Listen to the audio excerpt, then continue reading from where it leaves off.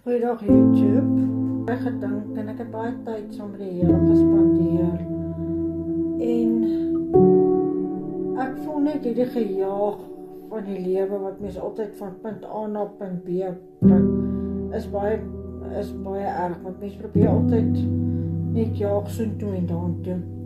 En daarom wil ek 'n ruimte skep waar mens net bietjie kan rustig raak, waar jy net 'n bietjie kan asemhaal en waar ek myself kan wees.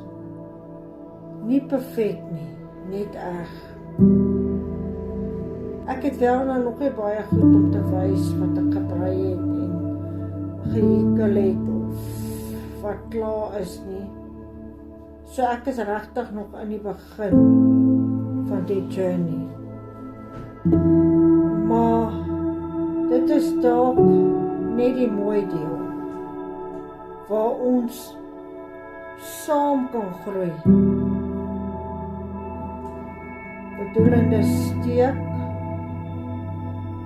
vir steek, wol vir wol, ons verskillende met wolle kan leer.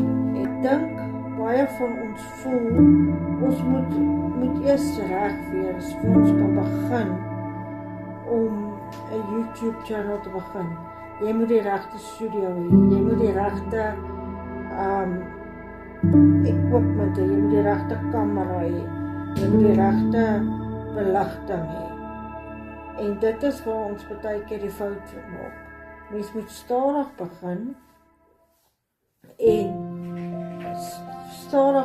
en stap vir stap kan jy leer. Soos jy kan, as jy gaan kyk na al die ander groot YouTubers, hulle het klein begin, hulle het ook net met hulle selfoon begin. En daarom wil ek julle bemoedig. Kom, begin op jou YouTube channel, daar is definitief iets in jou lewe wat jy vir iemand anders kan leer.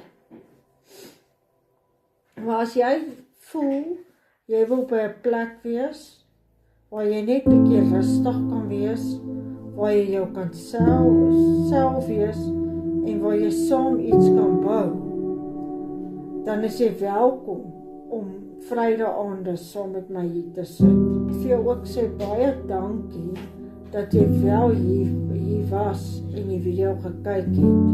Dankie dat jy die video gaan share.